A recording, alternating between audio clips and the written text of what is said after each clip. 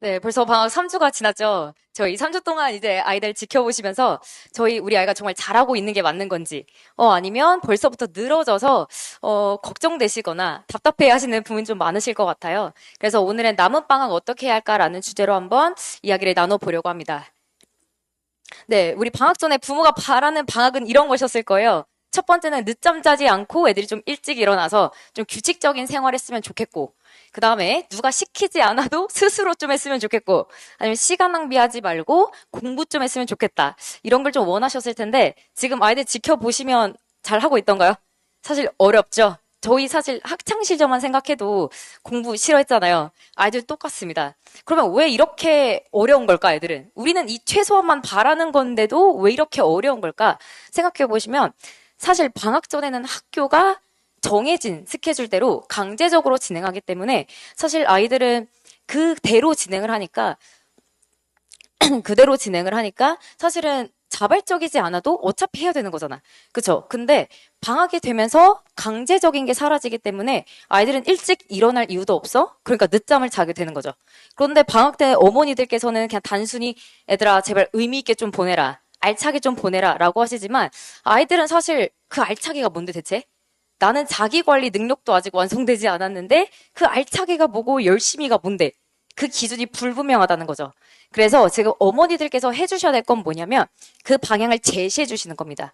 그래서 사실 이 방학 때 어머니께서 각자 짜신 로드맵이 있으실 거예요. 그래서 지금 짜신 로드맵 중에서 혹시나 내가 이 세 가지 중에 속한 건 아닐까 한번 점검해 보는 시간이 되셨으면 좋겠습니다. 첫 번째로는 계획만 완벽한 방학이 아닌지. 그게 뭐냐면 정말 현실성 없는 계획. 하루에 8시간, 10시간 계획해 놓고 방학 동안 끝내야 하는 과목이나 교재는 많고 그래서 휴식 없이 그렇게 욕심만 부려서 과도하게 하고 계신 건 아닌가. 그럼 정말 의미 없는 방학이 될 수 있다.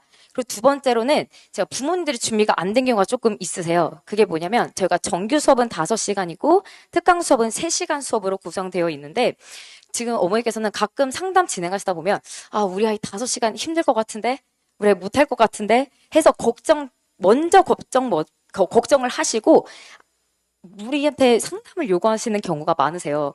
그런데 사실 시도도 안 해보셨잖아요. 사실 아이들 5시간 앉아 있어야 되거든요. 그래서 어머니들 준비가 안 된 경우 많으시고 또 방학 때가 애들 여행 굉장히 많이 다닙니다. 우리 아이 여행 가야 돼서 이날 빠져야 돼요. 아니면 저희 아이 오늘 좀 바빠서 숙제를 못했는데 좀 봐주실 수 있을까요? 이런 상담 굉장히 많습니다. 그래서 이런 부모님 준비가 안 된 경우가 있고 세 번째로 제가 제일 가장 말씀드리고 싶은 건데 학원만 혹시 뺑뺑이 돌리고 있는 건 아닌가 한번 생각해 보셨으면 좋겠습니다. 그래서 그 예시로 제가 하나 들고 온 게 뭐냐면요. 이 시간표 하나를 들고 왔는데 이건 제가 정말 지어낸 게 아니라 지금 콴다 저희 수학학원 다니고 있는 학생 중의 시간표예요. 그래서 제가 이 시간표를 받았는데 잘 보시면 겉보기엔 굉장히 성실한 방학이죠. 근데 보시면 앞 시간에 다 9시 반에 다 비어 있어요. 다 뒤에 몰려 있죠. 근데 보시면 앞에 애들 다 일찍 일어나던가요? 아니죠. 물론 9시 반에 나 아침이라서 나 숙제하고 갈 거야. 애들 절대 못 지켜요. 10시에 끝나면 언제 숙제해? 제가 왜 이 시간표를 왜 가지고 왔냐면 지금 저희 특강을 듣고 있는 학생인데 저희 사실 모토가 뭐냐면 특강 같은 경우에는 당일 할 수 있는 건 당일에 다 해결하고 가자. 이런 모토인데 지금 보면 이 학생이 다 당일에 못 하거나 아니면 뭔가를 좀 내줘도 제대로 해오지 않아서 너 좀 남아서 해. 아니면 너 좀 일찍 와서 해 하면 애가 항상 하는 말이 선생님 저 학원 가야 돼요. 그리고 저희가 4시 반에 끝나는데 4시 반 끝날 때 시점부터 애들이 시계를 보고 있어요. 불안해 뭔가. 왜? 나 학원 가야 되거든 뒤에. 바로 학원 가야 되는데 못 갈까 봐. 그래서 남지도 못해 뭐 하지도 못해. 정말 정말 시간 낭비인 거거든요. 그래서 지금 보시면 또 지금 제가 다음 예시 하나 보여드릴 건 이것도 사실 저희 정규반 학생 중에 한 명 시간표인데 여기 사실 어머님 계세요. 근데 지금 이 시간표 보시면 저는 이거 굉장히 잘 짰다고 생각합니다. 왜냐 아침에 일단 시간표 되게 잘 짜여 있죠. 아침 애들 일찍 일어나나 안 하니까 일찍 아침에 짜놓고 근데 보면 그 마지막에 자기 시간이 확보되어 있어요. 근데 그 이전 시간표 보시면 확보가 전혀 안 돼 있잖아요. 너 대체 언제 공부해? 언제 숙제하면 숙제할 시간 없대요. 그러면서 나 3시간 자고 왔어요. 그래서 아침에 자야 돼요. 그래서 아침에 못 온대. 그럼 이게 무슨 의미가 있냐? 그럼 아이들은 정말 그냥 수업만 많이 들은 거고 알아가고 있는 건 하나도 없고 그냥 자기는 공부하는 학습의 의미가 없는 거죠. 그래서 지금 사실 이 공수한 기본 듣고 왔던 학생이에요. 다른 학원에서 공손 기본 한 번 듣고 왔다 해서 다시 듣고 있는 건데 솔직하게 말씀하면 저 다시 들어야 된다 생각합니다. 공손 이렇게 두세 번 돌려서 무슨 의미가 있냐. 사실 어머니께서 가장 많이 말씀하신 게 뭐냐면요. 저희 아이 공손 기본 정말 네다섯 바퀴 돌렸어요. 근데 왜 아직도 이 모양이냐. 이러면서 솔직히 학원 탓하시잖아요. 근데 다 이유가 있어요, 어머니들. 생각해 보시면. 정말 근데 어머니 다 네다섯 바퀴 돌렸다라는 건 사실 그 기준이 개념, 실력, 심화, 응용 이렇게까지 다 단계적으로 한 걸 네다섯 바퀴 돌렸다고 하는 건데 어머니께서 이렇게 돌리시고 네다섯 개 돌렸다니까 당연히 의미가 없는 거죠. 그러면 지금 그러면 대체 학원에 다니지 말라는 거냐? 그건 아니고요. 재배치하라는 거죠. 사실 앞 시간표랑 무슨 차이가 있냐면 사실 이 학생은 학원이 7개고요. 이 학생은 6개요. 별 차이는 없어요. 근데 학원의 배치에 따라서 지금 시간표가 완전히 달라진 거 보이시죠? 그리고 학원을 보면 국영수 위주로 되어 있어요. 근데 이 앞에 시간표를 보시면 역사, 국어, 과학까지 다 있어요. 왜 겨울방학 때 역사, 과학을 왜 하는지. 사실 이 겨울방학에는 국영수 위주로 해야 되는 게 맞거든요. 근데 역사는 사실 지금에서 암기 과목 지금에서 어차피 다 까먹을 건데 왜 지금 하는지. 그래서 지금은 정말 수학이랑 영어에 올인할 때다. 그래서 한번 어머니께서 이렇게 좀 배치하고 계신 건 아닐까 한번 점검해 보셨으면 좋겠고요. 그 다음에 혹시나 무리한 선행을 하고 있는 건 아닐까. 지금 저희 아이들 어머니들께서 가장 착각하고 계신 게 뭐냐면 우리 겨울방학 시간 많으니까 지금 선행 많이 돌려야지라고 하시는데 정말 정말 비추합니다. 무조건 선행은 하나 정도만 추천드리고요. 그다음 나머지는 무조건 복습. 할 수 있는 사실 이번 내신 경험해 보신 어머니들께서는 그 이전에 시험 애들 못 본 거 보이시면 그 약점이 드러나 있는데 왜 그거를 방학 때 안 채우고 가는지 그거를 좀 채워 나가야 되는데 사실 어머니가 후행한다고 생각을 좀 많이 하시는 것 같아요. 정말 그렇게 생각하지 마시고 선행은 하나 정도의 지금 우리 아이가 부족한 거에 대해서 복습 개념도 괜찮고 그 개념을 채웠으면 실력 다지기 이 정도만이라도 무조건 한 과정 이상은 좀 했으면 좋겠다. 좀 이런 부분을 좀 말씀드리고 싶습니다. 네, 그리고 이제 세 번째로는 주간 계획표를 좀 세워보시면 좋겠는데요. 지금 들어보시고, 우리 아이 좀 시간표 다시 짜봐야겠다라고 하시면, 지금 월간도 아니고, 그냥 정말 한 주만 일단 세워보셨으면 좋겠어요. 제가 지금 사실 제가 직접 짜놓은 건데, 그게 아까 보여드린 이 시간표에 대한 로드맵이거든요. 네, 그래서 지금 사실 이 남은 시간에는 자기 시간이 충분히 확보되어 있기 때문에 충분히 자기 공부할 시간이 있다. 그리고 숙제할 시간도 있다. 그리고 지금 사실 그 공송기본 특강 지금 정규 다 저한테 듣고 있는 학생인데 저 특강 숙제 사실 잘 안 내주거든요. 그래서 사실 과제도 많지 않아요. 저는 그 본인이 좀 공부할 시간이 있었으면 좋겠어서 이렇게 좀 시간을 주고 있는 편이라 그렇게 한번 구성을 해 보셨으면 좋겠다. 네, 한번 생각해 보셨으면 좋겠고요. 그러면 저희 콴다는 어떻게 관리하고 있느냐? 아까 말씀드린 방학 특강 같은 경우에는 사실 애들이 특강 같은 경우는 기존에 듣고 있는 거에 추가로 듣는 거 있잖아요. 그래서 저는 웬만하면 과제를 좀 최소화하려고 하고 있습니다. 왜냐면 애들 기존 과제도 많은데 특강 과제까지 있으면 사실 부담스럽거든요. 그럼 애들 의욕도 떨어지고 그러다 보니까 웬만하면 당일 목표량은 당일에 좀 하고 가자. 그래서 저희 지금 특강 진행하고 있는 아이들은 사실 과제가 굉장히 많지 않아요. 그리고 아예 안 받아가는 학생도 많습니다. 왜냐면 당일에 다 하고 왔거든요. 사실 이 3시간 수업 안에 다 하고 가면 좋겠지만 다 하고 가지 못하는 경우도 존재하잖아요. 그래서 그런 걸 대비해서 저희는 클리닉이나 자습실 상시 운영하고 있고요. 저희 평일 9시 반부터 12시 반 한 타임, 그다음 1시 반부터 4시까지 이렇게 2타임 운영하고 있는데 그때 아이들 부족한 아이들 다 자습실 선생님 다 부르고 계세요. 그리고 이때 애들만 그냥 냅두는 게 아니라 부담이 선생님이 다 계셔서 다 케어하고 계시고 있고요. 그리고 클리닉 같은 경우에는 제가 담당하고 있는 방학 특강은 그냥 제가 담당하고 있습니다. 아침에 그냥 수요일 저희 실력 특강은 월금 진행하고 있는데 수요일에 그냥 너네 아침 9시 반에 불러서 마무리하고 가라. 그래서 애들 거의 다 오고 있고요. 그 다음에 저희가 학원에서 진행하고 있는 개념 노트입니다. 개념 노트는 지금 제가 만든 제 개념 노트인데요. 이건 선생님마다 구성이 다르시긴 하세요. 그래서 보시면 저희는 제 판서 그대로 저는 구성을 하고 있는 편이고요. 애들이 제 판서 따라서 좀 필기를 좀 하고 물론 필기만 애들이 하느라 바쁜 애들도 있어요. 그래서 저는 제 수업 시간에 설명대 절대 필기는 못하게 합니다. 그래서 제 설명을 듣고 한번 본인이 다시 정리해보는 시간으로 좀 개념 노트를 좀 작성하고 있고요. 그다음에 저희 누적 테스트가 제일 말씀드리고 싶은데 누적 테스트라는 건 여기서 지금 저희가 기기실실 과정이거든요. 공수원 기본을 했으면 공수2 기본, 그다음 공수원 실력, 공수2 실력인데 공수원 기본하면 공수2 기본을 하잖아요. 그럼 공수2 기본반 아이들은 공수원 기본에 대한 누적 테스트를 봅니다. 그리고 저희 반에서는 그 복습 테스트를 함께 진행하고 있는데요. 그 복습 테스트는 저는 애들이 잘 까먹는 걸 아니까 그 이전까지 다 누적해서 봅니다. 그래서 지금 현재 정석 기준으로 공수2 기본 말씀드리면 1에서 8단원까지 나왔거든요. 그래서 함수 파트만 남았는데 1에서 8단원까지 전범위 다 내고 있어요. 그래서 하루에 8문항에서 10문항 정도 애들이 좀 까먹지 않게 내고 있고요. 그리고 저희 아이들 보시면 아시다시피 유형서 문제집으로 풀고 있기 때문에 사실 유형서 풀면 본인이 잘 풀고 있는 줄 알아요. 착각하고 있어요. 왜? 유형 그대로 풀면 다 풀리거든요. 근데 이렇게 짬뽕 돼서 나오면 아 이게 어떤 유형이지? 이거 어떻게 풀는지 모르거든요. 그래서 그냥 그 유형만 나온 문제들은 잘 풀지만 이렇게 시험 형태로 보면 애들이 다 몰라요. 그래서 저희는 일단 패스 페일 제도를 만들어서 5점, 8문항 기준으로 5점 이상 통과, 5점 이상이면 통과, 5점 미만이면 페일 해서 다시 재시험, 클리닉 이렇게 다 부르고 있고요. 그리고 지금 시험지 보시다시피 그 주관식 위주로 좀 출제하고 있어요. 그 주관식 위주로 출제하는 이유는 애들이 정말 찍지 않고 내가 잘 알고 있는지 내가 풀이를 잘 쓰고 있는지 제가 보려고 제가 주관식 위주로 출제를 하고 있는 거고요. 네, 그 다음으로는 저는 복습 영상도 함께 제공하고 있습니다.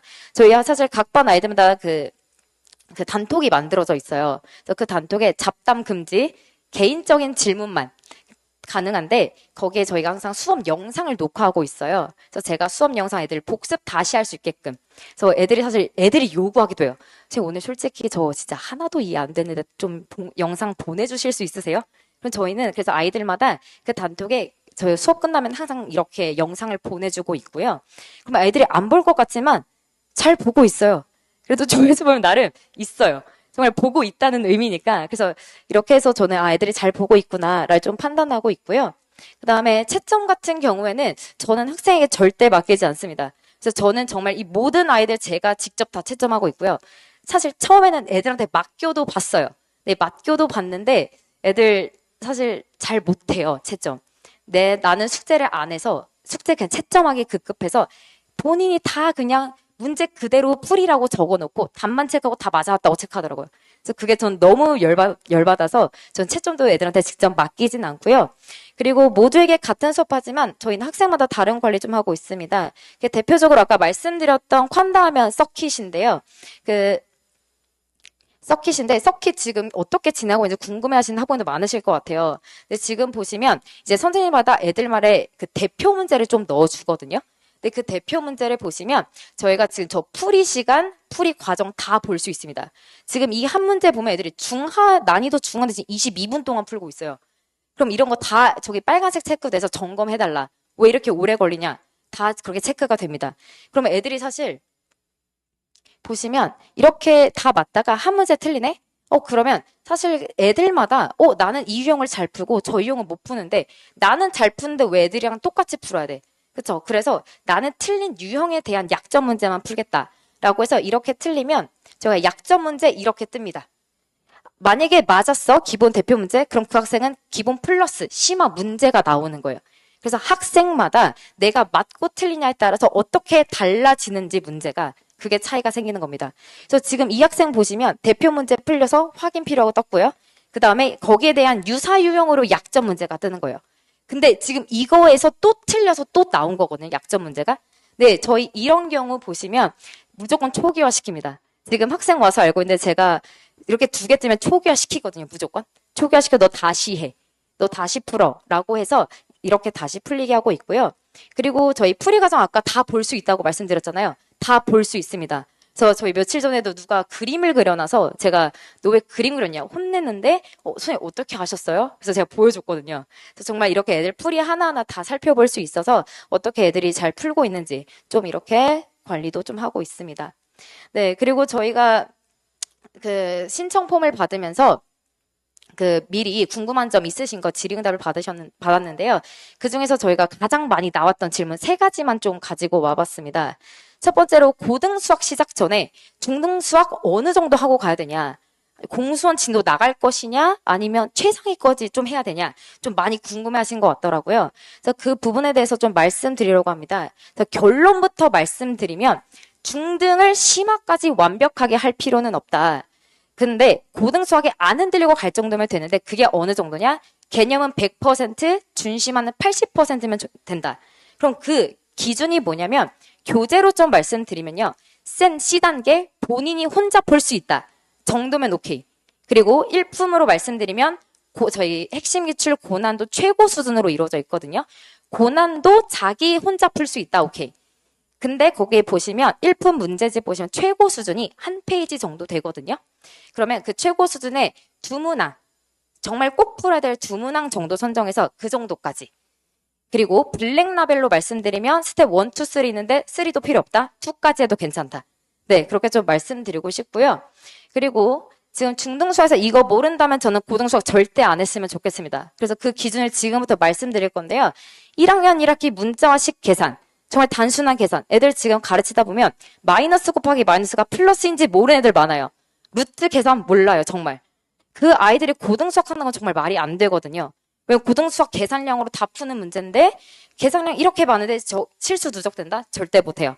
그리고 2학년 1학기 과정에서 1차 함수랑 1차 연립방정식 거기에 지금 함수 기울기 의미 모르고 교점 개념 모른다? 절대 하시면 안 됩니다. 그때 저 고의 다 미분 변화 개념 다 출발점이고 함수 다 이용하는 건데 저 개념 모르면 절대 안 되고요. 지금 3학년 1학기 보시면 지금 인수분해 2차 함수 2차 함수 있죠? 지금 인수분해 보시면 저희 고등수학 제일 먼저 뵐 때 공통수학 1에 가장 먼저 등장하는 게 다항식 연산이에요. 근데 거기에 인수분해 애들 파트 사실 정말 못합니다. 왜? 중3 때 인수분해 안 되어 있어요.